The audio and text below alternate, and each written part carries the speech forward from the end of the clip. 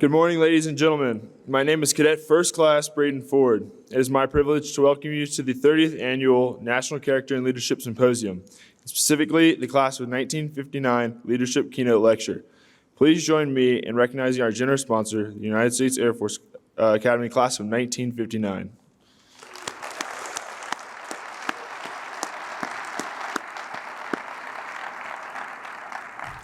Our honored guest speaker for this morning's session is Mr. Jason Redman. Mr. Redman is the epitome of the overcome mindset. Retired Navy SEAL and severely wounded warrior, Mr. Redman has defied the odds. He is a New York Times and Amazon best-selling author, veteran advocate, business leader, and acclaimed leadership and resilience speaker. Mr. Redman founded Jason Redman LLC with a focus of helping individuals, companies, and teams to get off the X. Mr. Redman now motivates and inspires. He reaches audiences across the country with his remarkable journey of leadership and redemption, teaching others how to lead themselves, get off the X, and overcome all. We have a video for you.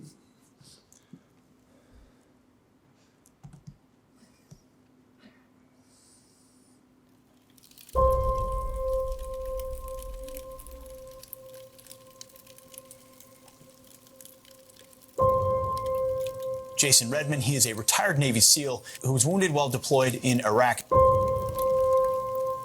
So in September of 2007, I was literally at the height of my career. Everybody in life at some point is going to walk into an ambush. Some sort of catastrophic event that's going to rock your world and have this impact on your life. The majority of people who walk this earth have never wrestled with an enemy combatant in the deep blackness of night. I quickly realized I was helpless. I was totally pinned down in front of my guys, and there was nothing I could do. I would have given anything to be out of this situation. That day became a benchmark for me. It changed everything in my life. I realized in that moment that I got a second chance at life. Most people, you only get one shot to go through this life and make the most of it. And most people take it for granted. In an ambush, we talk about the point of attack. It's called the X. The reason I survived the one that I was in is because we got off the X. And I said, okay, let's drive forward. We can do this. But everybody out there will go through life ambushes. And these are these hard moments that come along and just knock us off our feet. Because we've all been in that situation where we're like, oh my God, I can't make payroll. How am I going to bring in some revenue right now? We can't make rent. I've felt it. I realized the mark of a man is not found in his past, but how he overcomes adversity and builds his future. But the great thing about major life ambushes, they also can define you and make you better, just like that ambush that I went through. If you can create balance in these 5 key areas of something I call the Pentagon of peak performance, I guarantee you will be ready for any ambush that comes along. When I was wounded, I had gone through that journey where I had colossally failed as a leader, where I had guys say, kick him out and take his trident. It is the hardest road I've ever walked in my entire lifetime. But it built tremendous mental leadership. The only thing stopping you from accomplishing greatness in your life is you. When you are struggling, get off the X and overcome.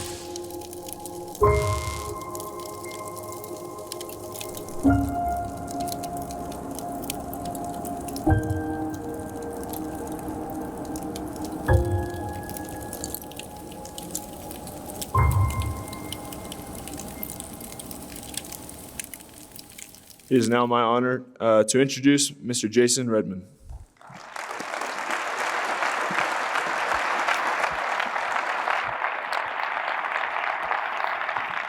Morning. That was utterly pathetic. The Naval Academy was so much better. Hey, you made me do it. You made me do it. Let's try one more time. Good morning. Good morning. We are still alive. You woke up this morning still drawing air into your lungs, and that is a gift. You should be happy about that. for us to be here. So that was marginally better. I'll let the Naval Academy know you almost did okay. So it is an honor to be here. I will tell you that my message this morning really is targeted at the cadets. You are not only future leaders of the military, future leaders of the Air Force, you will go on to be future leaders of this country. And that is a major thing. It is a thing to wrap your head around and understand and embrace, because right now, we're at a pivotal time in our country. There's a lot of struggles. The last several years have been incredibly difficult. And I've heard the same things across this country over and over again. Jay, there's no hope. Where'd all the hope go? People are losing their businesses. We're being inundated with the pandemic, a lot of political division. People just feel beat down. Or they'll say to me, there's nothing I can do. There's nothing I can do. Or they'll say to me, the world is just spinning out of control. And guys, I grew up in the United States of America. I grew up with this tremendous pride and appreciation for this great nation and the flag and everything that it represents. I came from a family of military service. My grandfather on my father's side flew B-24s in the European theater in World War II, highly decorated, 7 Air Medals, Distinguished Flying Cross. My great uncle flew in the Pacific Theater and was shot down and killed. My dad was with the United States Army. He was a rigger and a paratrooper. My sister went on to serve in the Air Force. My brother was a Marine. And of course, I was the black sheep that joined the Navy. But it gave me tremendous pride and appreciation for everything about this country and that flag and what it stands for. And right now, I feel like we're moving in an interesting direction, because I feel like right now we are not in the United States of America. We're in the divided states of America. And that's a dangerous thing. Extremism in any form is dangerous. But as leaders, it is up to us to unite and not divide. So my message is to all of you as cadets, as future leaders of the Air Force, within this military, and of the United States of America, you will wear that flag on your uniform. Everywhere you go, you will be a representative and ambassador of the United States of America. The things you do, whether good or bad, will reflect upon you, but more importantly, it will reflect upon the United States of America. And either you or the troops you lead, if they make that ultimate sacrifice, they will be draped in that flag when they come home. I have borne witness to too many friends who have lain under that flag. And it's really led me to think over these last several years, now that I'm retired, what does it mean to be an American? Especially to be a leader in this country, a leader of our military. It's a weird thing right now where patriotism and this word is deemed unpopular. Or if you're a patriot, that means you're an extremist. I think our military leaders must be patriots. We must believe in the greatness of our country, of our flag, of the opportunities it represents. So when I think about what it means to be American, it made me go all the way back to the beginning of our country and some of the foundational principles that built it. There are 3 things that defined America as a nation, built on 3 principles: life, liberty, and the pursuit of happiness. Life, the sanctity of life, that this life we live, this breath we have in our body has purpose, it has meaning, it's important. Right now, we see a lot of killings in this country. We're seeing mass shootings, we're seeing problems, and I think we're losing appreciation for the sanctity of life, and leaders must understand that. We must appreciate that. We must preserve that. Liberty. It's the foundational. It's everything that that flag represents. Everywhere I went in the world, from South America to Europe to the Middle East, it is that freedom that defines us as a nation. Freedom and opportunity. And I think as leaders, we must understand that and preserve that. And then the last thing is the pursuit of happiness. And the key word there is pursuit. It's not a guarantee. This life is hard. It is a struggle. We must grind. We must drive forward. We must figure things out. As leaders, you're going to fail. You're going to make mistakes. You're going to make the wrong decisions. But no matter what, we keep driving forward and we look at how do we take care of the mission? How do we take care of our men and women we lead? And then how do we take care of ourselves? And all of that gives us purpose, which ultimately leads to success and a life of happiness. All of those things come down to one key word: choice. Everything about leadership, everything about being a part of this great country, everything, in my opinion, about being an American comes down to choice. You chose to become a military leader. You chose to do the hard work to come to the Air Force Academy. As you guys are progressing in your career as cadets, you are choosing where you are going to go, what field you're going to serve, whether you go cyber or space or fly jets or special operations or whatever it is, it all comes down to choice. And with that choice, there are consequences and ripple effects of that. I have seen this borne out on battlefields abroad with amazing choices that truly, in my opinion, define what it means to be an American.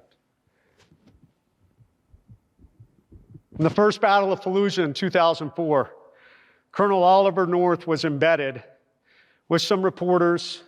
He was reporting on the impact of the battle, what was going on. Very intense fighting was happening house to house, street to street in Fallujah. The Marines and the Army were trying to push through the city. And they were being stalled by a very, very aggressive resistance force. And individuals were being wounded.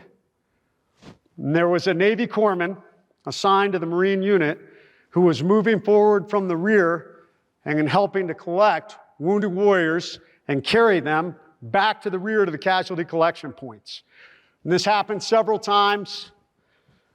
And not far from Colonel Oliver North, maybe right across from him, there were some Reuters reporters who were also there watching this happen. And they were watching this corpsman run back and forth carrying these wounded warriors. And at one point, he's coming back and he's carrying a wounded Iraqi soldier. And the Reuters reporters started heckling him. "Hey, Yank, what are you doing, moron? Can't you see that's not an American soldier?" And the corpsman, carrying this severely wounded Iraqi soldier, glanced over at the reporters with disgust and said, "We're Americans. It's what we do." It is about choice. As leaders, we will be faced with choices. Good choices, bad choices, right choices, correct choices. There is a difference. But at the end of the day, it is those choices that will define you, and that truly epitomizes everything I believe and what it means to be an American. I had the great honor of serving alongside some amazing events that happened on the battlefield. I was attached to the SEAL Team 10 squadron that Operation Red Wings happened. Many of you may not know what that is. Some of you will recognize it from the movie Lone Survivor, the book Lone Survivor. Eric Christensen was my troop commander who was killed when those helicopters were shot down on June 28, 2005. What had happened is we had a small reconnaissance team led by Lieutenant Michael Murphy, Matt Axelson, Danny Dietz, Marcus Luttrell, who went in to the Korengal Valley of Afghanistan, and they were looking down into a village below, trying to get eyes on a high-level Taliban leader. And they were going to report back to our SEAL Team 10 assault force that, hey, we've got eyes on launched the assault, and they were going to go in for a capture-kill operation to get this individual. Unfortunately, as many of you know the story, they were compromised and overrun by a large Taliban force. I was in Germany when this mission went down, when we got word that the helicopter had been shot down, and so many of my teammates who were on that helicopter were killed. A good friend of mine, Lieutenant Michael McGreevy, teammates of mine, Jacques Fontaine, Jeff Taylor, Jeff Lucas, all guys I had served and trained directly with. And a group of us grabbed our stuff and headed up to Landstuhl because we heard that Marcus had been recovered and that Michael Murphy and Danny Dietz's bodies had been recovered, and they were flying back to Landstuhl at that time. And we arrived at Landstuhl, and we got there, and we relieved the guys who were escorting Mike and Danny back. And I remember standing in that plane, touching that flag-covered casket, and starting to hear the amazing stories of what had happened. How they had been pushed down into a valley. The Taliban owned the high ground. Almost every man had been shot or injured by shrapnel or by gunfire. And in the lowland, with the high ground above them, they could not get a radio call out to call in that quick reaction force. And at one point, Lieutenant Michael Murphy recognized that if he could not get that call out for the quick reaction force, no one would survive. And he looked out in the middle of an opening, in the middle of that valley they were in, and there was a large rock exposed that gave him a better angle for him to make that satellite radio call. And he decided in that moment to go out there into the middle of all this fire, taking gunfire rounds repeatedly as he called back to the Tactical Operations Center where the Quick Reaction Force was and said, "We need the Quick Reaction Force now," as he continued to be shot as he made that call, maintaining his composure, maintaining his calm, and even finishing the call with, "Thank you." He would fall and die right there on that rock. His last effort to save his teammates. And he would later be posthumously awarded the Medal of Honor for that sacrifice that day. He made a choice. An amazing choice. A choice that most leaders never will have to go up against. But it is a shining example, once again, of everything that represents what it means to be an American. Most of us will never be called upon at those highest levels to truly represent what those red, white, and blue stars and bars represent. But I hope for all of you as cadets that you understand what you are stepping into as a leader, and that you will always have a choice in every situation you come up against. Oh, the story of Petty Officer Michael Mansour. I got into Iraq in the spring of 2007, and 06-07 was incredibly volatile times in Iraq. The Anbar province and around Baghdad saw some of the most intense fighting in 06-07. And fighting in Ramadi in 2006, Petty Officer Mansour was part of a SEAL assault squad troop, and they had been conducting operations. And on one day, they had been engaged in firefights all day, and there was kind of a lull in the fire that day, or at that time. It was getting later into the afternoon. And they had decided to take a break. And Petty Officer Mansour was a machine gunner, and he had got up and decided to take a step back from the rooftop, from on the edge where his machine gun was. And up on top of these roofs in Iraq, there's usually a lip, and then there's a cupola, a small structure that usually has a stairwell that leads inside the house. And Petty Officer Mansour stepped back and was stretching his legs around, allowing the cupola to provide him cover while his sniper teammates were still on the ground surveilling the city below. And at one point, a terrorist tossed a grenade up onto the roof, which bounced off the side of the cupola and landed right in between his two sniper teammates. Petty Officer Mansour saw it, And he could have said, man, all I have to do is take one step back behind this concrete wall and I will be protected from this blast. Self-preservation, probably the greatest thing that drives us as humans. And instead, in that moment, as a leader, he said, I've got to save my teammates. And he jumped out, laid down on top of that grenade with his body armor and hugged it as it went off and detonated, saving the lives of his two teammates, but costing him his life, making that ultimate sacrifice. In that moment, Petty Officer Mansour made a choice, the ultimate choice. But once again, highlighting the greatness, in my opinion, of everything that it means to be an American. Preserving life, liberty, in pursuit of happiness, to allow those two guys their ability to continue to go forward and do that. Petty Officer Mansour was posthumously awarded the Medal of Honor for that choice. So many times in my career, I've seen these amazing choices played out. One night, when I was in Iraq, a young Marine warrior and a young Army warrior had been captured by Al-Qaeda. And they'd been diligently trying to find them and search for them. And our troop was spun up on what's called a DUS-1 operation, duty status whereabouts unknown. We didn't have enough intel to know for sure that these individuals were going to be in this time and location, but for all intents and purposes, it could be all the way to a hostage rescue mission. And I remember spinning up for that mission as we got ready, looking at the target, looking at the layout, having our cards on these two individuals.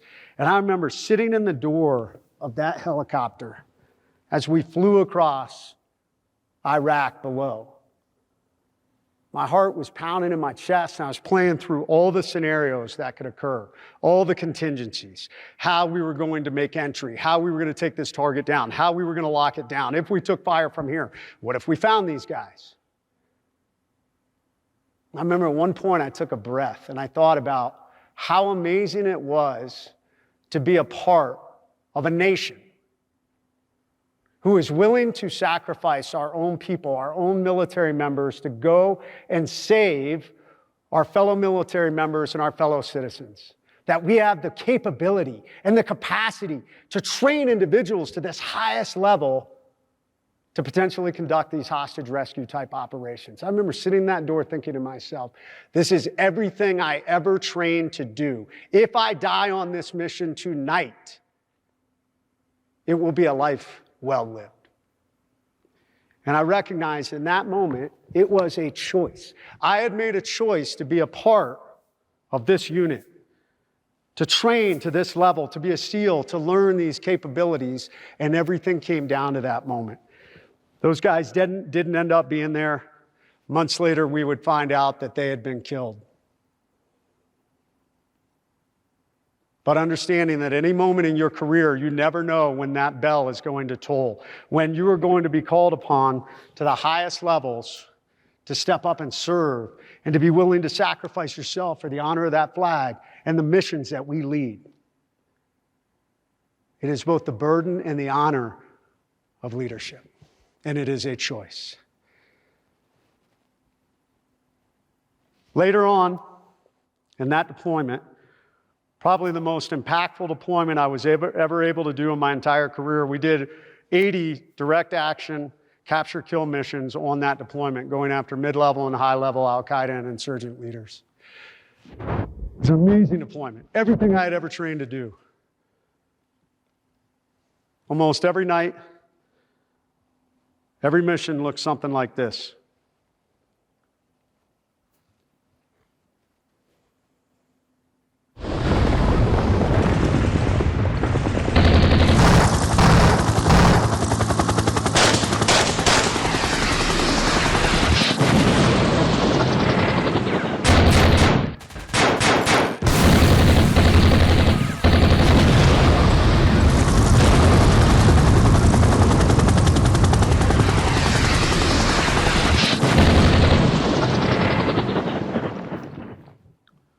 September 13, 2007, we were 1 week from going home.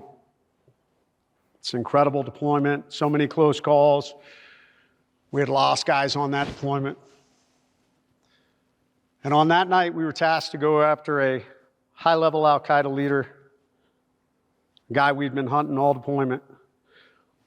And we walked into a very well-executed ambush on that mission.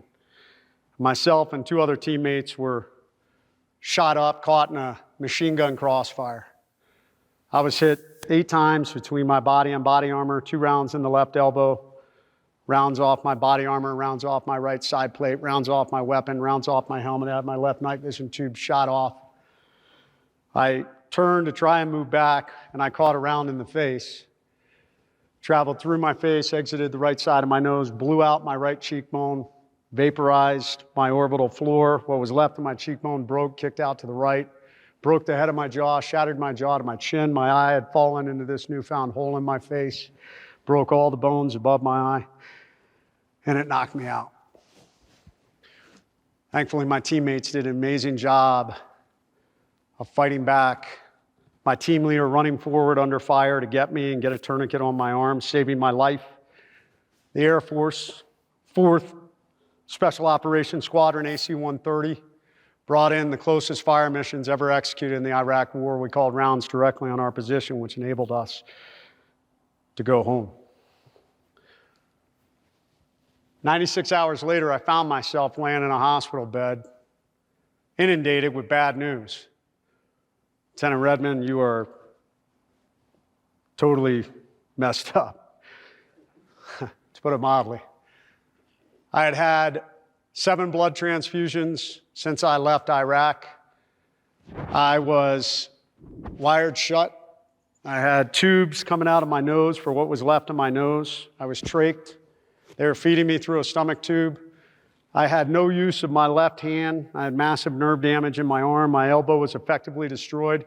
They were telling me that they were thinking about amputating my arm. I remember at one point asking the lead doctor, how long is it going to take to put me back together? Like, I need to get back to Iraq. And I remember that doctor looked at me like I was an idiot. And he was super surprised. He was like, Lieutenant, it's going to take years to put you back together. Right about that same time, I had some people come into the room, and they started talking about what a shame, what a pity. We send these young men and women off to war, and they come home broken and battered. And they'll never be the same. They'll never be able to lead successful lives. They'll never be able to pursue that happiness that defines us as Americans. And then they left. I remember sitting in that bed thinking to myself, is that me? Is that who I am going to be? Am I going to be that broken warrior, this decrepit, drunk, like Lieutenant Dan and Forrest Gump? The beginning of Forrest Gump, hookers and booze, Lieutenant Dan, not you've got new legs, Lieutenant Dan, not that one, first one. And guys, I realized something as I was laying there. I had a choice. No one forces you to lay there and feel sorry for yourself. When things are going wrong in your life, when the world has been ripped out from underneath you, when you are carrying the burden of leadership and you don't know which direction to go, you're being inundated with the bombs and bullets, either of battle, or more often than not, it's going to be the bombs and bullets of life. Recognize you have a choice. When you feel like there's no hope, there's nothing you can do, it's all outside of your control, understand we choose to drive forward. We choose to lead. And I recognize something in that moment in that hospital bed. All around me in that hospital were young wounded warriors. I was older. I was 32 when I got wounded. I'd lived a little. I had messed up. I had pulled myself out of failure, bad situations. All of that had built me to know where I was and who I was in this life in that moment. But I recognized all around me, the average age of our wounded warriors was about 22 years old. men and women burned, blown up, missing limbs, traumatic brain injuries. And here's the interesting thing about leadership when you choose to lead. You can lead from any situation, including a hospital bed. It is a choice. And so often than not, it is merely positivity in the face of negativity. So when my wife came back into the room, I said, never again. Never again is anyone going to come into this room with sadness or sorrow or feeling sorry for me. And from this point forward, I will never feel sorry for myself again. I will step up and lead. I will set the example for these individuals around me. And in that moment, I wrote out this sign, and it said, attention to all who enter here. If you're coming in this room with sadness or sorrow, go elsewhere. The wounds I received, I got in a job that I love, doing it for people that I love, defending the freedom of a country that I deeply love. I will make a full recovery. What is full? That's the absolute utmost physically I have the ability to recover, and then I'm going to push that about 20% further through sheer mental tenacity. This room you're about to enter is a room of fun, optimism, and intense rapid regrowth. If you are not prepared for that, go elsewhere. And we signed it, the management. I have no clue why.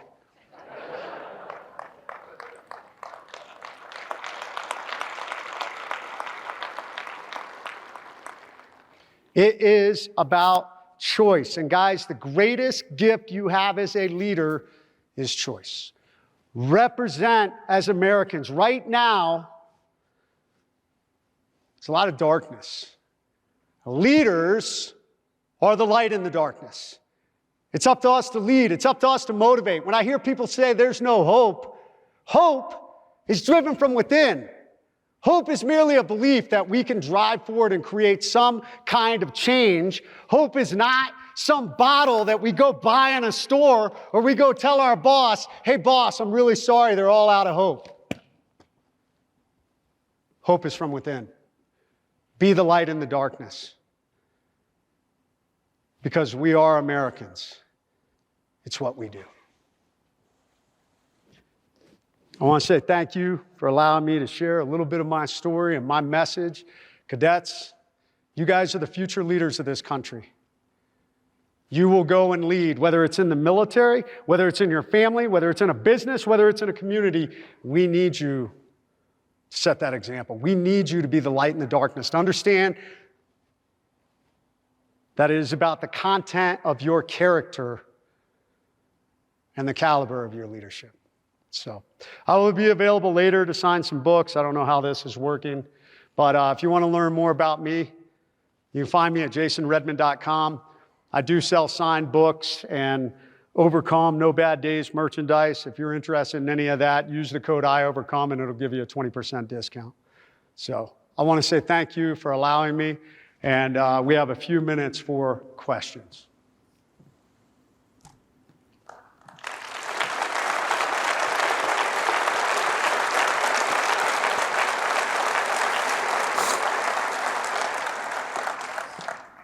Mr. Redman, thank you this morning. If you have any questions, the microphones are located behind this first row. We've got about 6 minutes. So. Hello. Is this on? No. Yes, sir. You're good to go. It's good to go? Yes, sir. Okay. Jason, I'm Hank Kaufman, class of '63. I very much enjoyed your presentation and the passion that you put into it. My question is, in December, I was privileged to lecture the fourth classmen here in a warfighter series. And what I found was, when I spoke to them, it was cathartic. Can I ask if that's how you feel? Yes, sir, 1,000%. I meet a lot of wounded warriors who don't want, and individuals who have lost someone on the battlefield who carry survivor's guilt. And I meet a lot of them, and they don't ever want to talk about what happened. Combat is hard. Oftentimes it can be horrific, and anytime you see someone's insides on their outside, that's just not a natural thing as a human. But at the same time, I encourage people to talk about it. I truly believe another great teammate of mine, James Hatch, wrote a book called Touching the Dragon. And for many of us, trauma is trauma, regardless of where it came from. Whether it's emotional abuse, physical abuse, sexual abuse, or it's some traumatic event that occurred on the battlefield. I mean, it could be our firefighters and our police officers are exposed to trauma all the time. And what tends to happen is leaders, warriors, type A individuals, we tend to think, well, I'm just going to bury this and never talk about it. And that's the way I'll deal with it. I'll just ignore it. And what Jimmy talks about in his book, Touching the Dragon, is that trauma is that dragon. And it's a dragon. Like if any of you watch Game of Thrones, they destroy cities, you know? And when that dragon lives in your mind and you try and chain it up and stick it in the back, at some point it will break out and eat you. So I encourage every individual that's ever been through trauma to talk about it. Because when you talk about it, you learn to own it, and instead of it owning you. So for me, yeah, in the beginning it was tough to talk about my firefight and the things that happened. But the more I did, the less bad dreams I had. And the more I began to see how much it helped others and how people would come up and say, I needed that, or hey, I relate to that. So.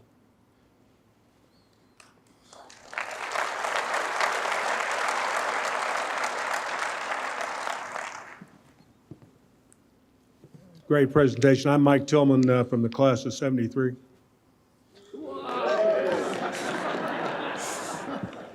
Well, I've been to a few of these NCLSs, and there's a question that I'd like to ask. It's kind of a two-part question, but they're related.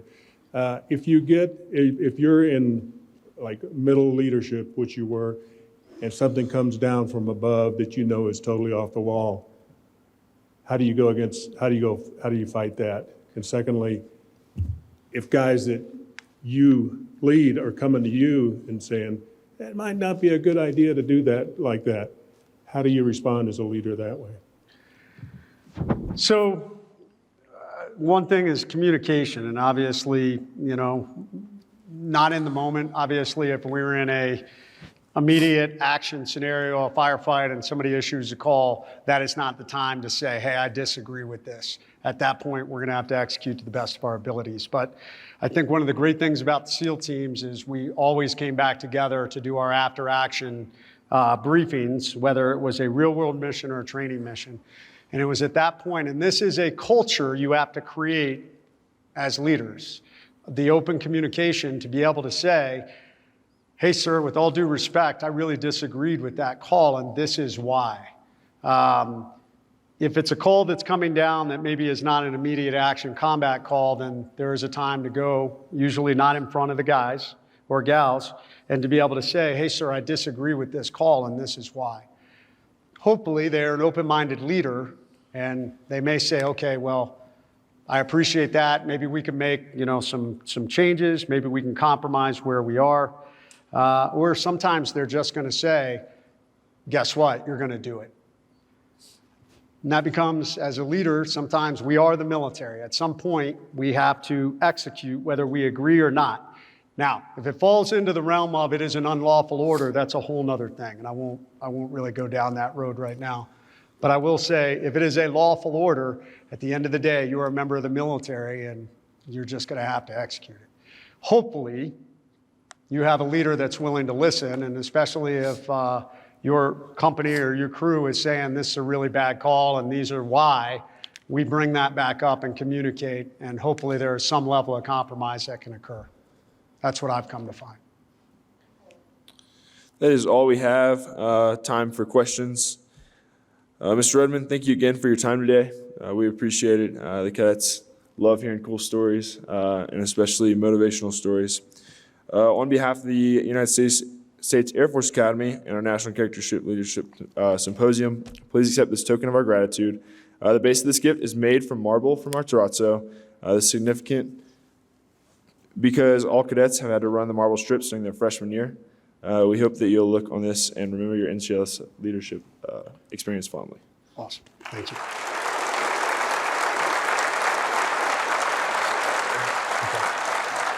Thank you.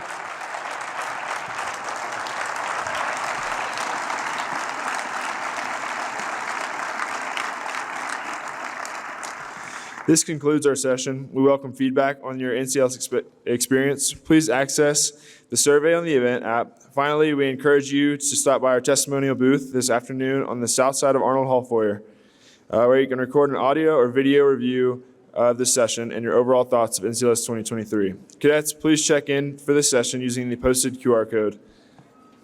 Thank you and have a great NCLS day.